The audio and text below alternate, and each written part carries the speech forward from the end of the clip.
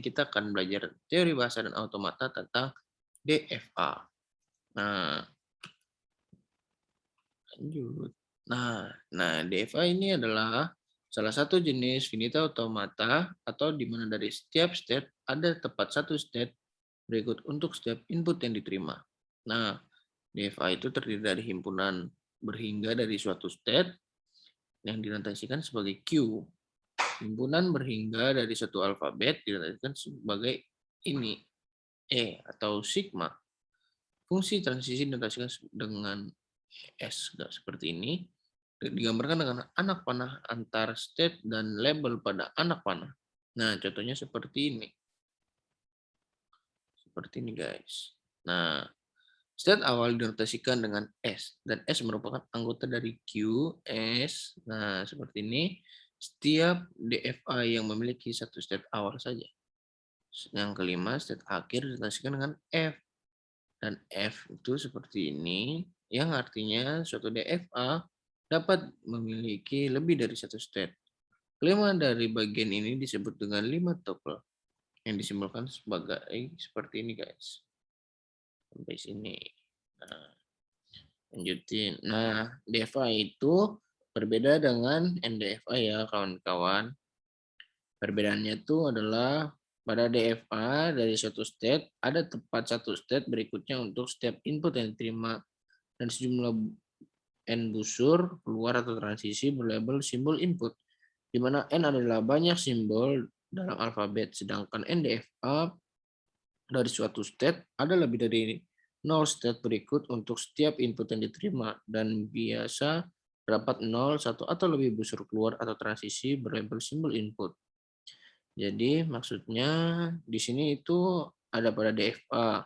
Setiap state memiliki satu anak panah atau transisi untuk setiap bahasa, sedangkan NDFA sifatnya lebih bebas. Nah, kita bisa lihat pada contoh NDFA di sebelah kiri di sini. Nah, yang di sebelah sini. Ya, guys. Bisa lihat di sebelah sini ya. Nah, karena bahasanya cuma ada dua, yaitu 0 dan 1, maka dari setiap state hanya akan dua anak panah atau transisi yang keluar dari state tersebut. Contohnya di P3 ini menuju ke P2. Nih, dari P3 menuju P2. Ya kan? Dengan menyerap 1 dan menuju ke P1 dengan menyerap 0. Dari P2 itu ke P1 itu 0. Sedangkan pada contoh NDFA di sebelah kanan kita bisa lihat dari P1 dan P3 ada anak 3. Nih, dari P1 ke P3. Ya kan? Ada 3 anak panah. Ada 3 transisi. 1, 2, ya kan? 3. Nah, dengan kata lain, DFA lebih terstruktur daripada NDFA karena memiliki aturan khusus. Lanjut. Nah, ini misalkan kita memiliki DFA dengan gambar seperti berikut, kemudian bagaimana cara kita menentukan 5 tupelnya? Caranya tidak sulit kok. Yang pertama-tama kita tentukan dulu bahasanya. Caranya bagaimana? Kita tinggal melihat ada apa aja yang ada di setiap tanda panahnya. Di tanda panahnya kita akan menemukan ada string 0 dan 1. Ini string 0 dan 1.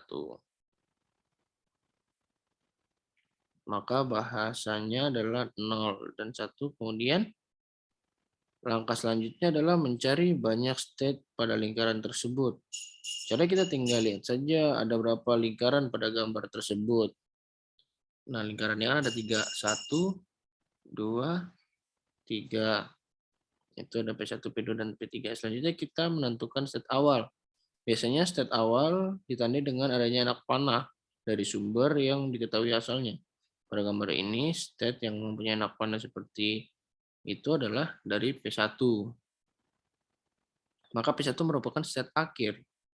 State awal itu pasti cuma ada satu pada setiap DFA dan NDFA. Kemudian state akhirnya yang mana? State akhirnya ditandai dengan lingkaran yang garis luarnya ada dua. Pada gambar ini, lingkaran yang memiliki dua garis luar tersebut ada di P3. Nah, ini adalah state akhirnya. Ini state awal, state akhir. Nah, state akhir itu bisa lebih dari baik pada DFA maupun NDFA. Kemudian yang terakhir adalah kita menentukan fungsi transisinya. Caranya kita tinggal melihat satu persatu step state dan anak panah yang keluar dari state tersebut. Dimulai dari P1 yang memiliki anak panah menuju P3. Nah, habis itu dari P1 1 ke P1.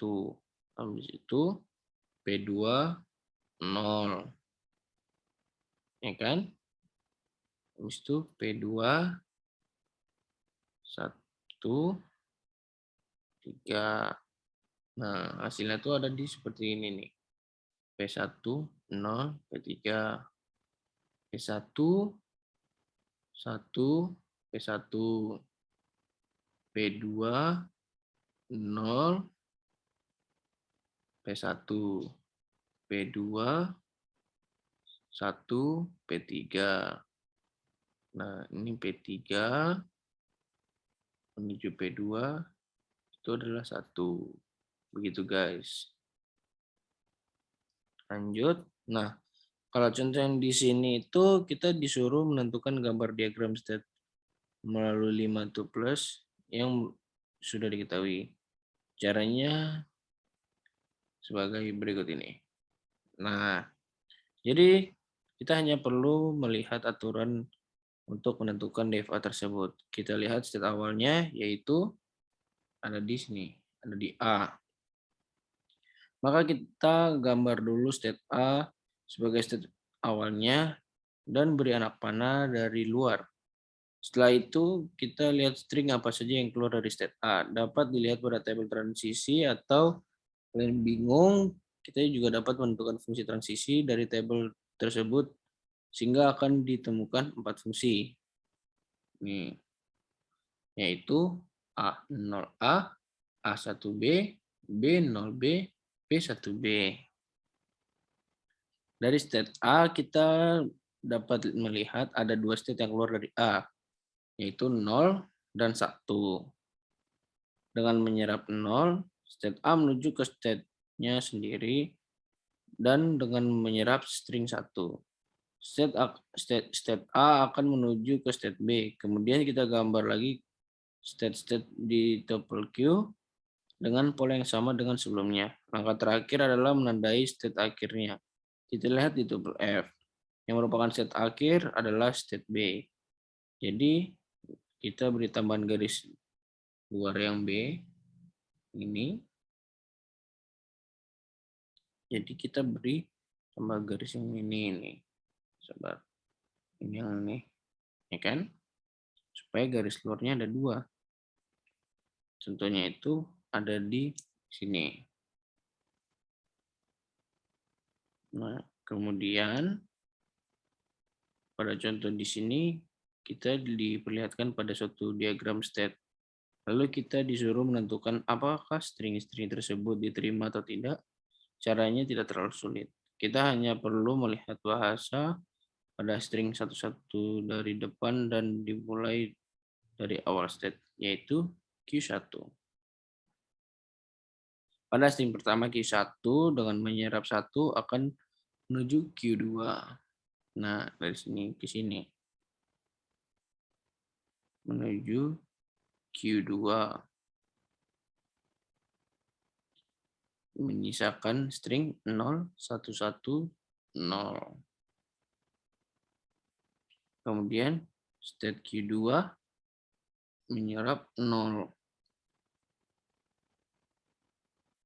Akan menuju Q1 lagi dan menyisakan string 1100. Ya kan? Nah, state Q2 dengan menyerap 1 akan menuju ke state Q3 dengan menyerap 0 akan menuju ke state Q3 kembali dengan menyisakan string 0. Dan yang terakhir menuju state Q3 dengan menyerap 0 akan menuju kembali ke state Q3 lagi dan tidak menyisakan apa-apa atau string kosong. Karena string dapat terbaca string 10110 0 diterima, begitu pula dengan contoh yang selanjutnya. Nah, dalam menentukan ekspresi reguler untuk suatu DFA, itu adalah menentukan suatu ekspresi reguler untuk suatu DFA, maka kita akan menentukan LDFA-nya dengan menggunakan rumus rekursif dari R, I, J, K plus 1. Nah, ini rumus-rumusnya nih. Ya kan? Bisa kita baca. Nah, R, I, J, K plus 1 dapat disajikan dengan suatu ekspresi reguler. Bedanya sih R-nya huruf besar dan huruf kecil, tapi maknanya itu berbeda. Lanjut. Ini contoh menentukan ekspresi reguler. Tentu ekspresi reguler untuk DFA dari diagram berikut. Jadi dari gambar berikut kita dapat mengetahui IJK-nya. Ini merupakan state awalnya yaitu Q1 yang berarti I-nya adalah 1. Kemudian J adalah state akhirnya yaitu Q2. Berarti J sama dengan 2. Sedangkan K merupakan jumlah state-nya. Jumlah state dari gambar diagram state DFA tersebut adalah 2. Berarti K sama dengan 2. Setelah itu kita menentukan LDFA yang terbentuk yaitu R122 plus 1. Atau bisa dibilang R123. Nah, ini rumusnya nih. Kemudian langkah yang selanjutnya adalah menentukan syarat terminalnya. Misalnya pada R111 artinya adalah dari state 1 menuju state 1 dapat menyerap string apa saja. Dari state 1 menuju kembali state 1 dapat melalui string 0. Jika untuk state menuju kembali ke state itu sendiri, maka state itu pasti juga akan menyerap string kosong, sehingga R menjadi 111 dan epsilon plus 0. Kemudian, yang ini nih. Nah, kemudian yang kedua itu, R121 berarti dari state 1 menuju state 2 dapat melalui string apa saja. Dari state 1 menuju state 2 dapat melalui string 1, sehingga R121. 1 itu sama dengan 1. Lalu R211 berarti dari state 2 menuju state 1. Dapat melalui string apa saja? Ya karena dari state 2 tidak bisa menuju ke state 1 melalui string apapun, maka R211 itu adalah himpunan kosong. Nah, jadi yang terakhir itu adalah R221. Dari state 2 menuju state 2 dapat menyerap string apa saja. Dari state 2 menuju kembali state 2 itu dapat melalui string 0 dan 1. Jika satu state menuju kembali ke state itu sendiri, maka state itu juga akan menyerap string kosong, sehingga R111 sama dengan epsilon plus 0 plus 1.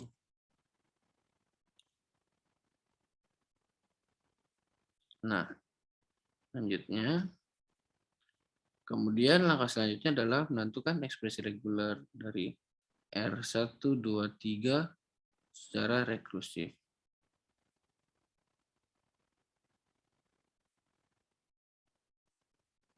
Nah, R123 sama dengan R122 plus R122 R2,2,2 dikali R222. Nah, itu untuk menentukan R122 dan R222. Kita tinggal menggunakan rumus rekursif RIJK. Lagi serta menggunakan syarat terminal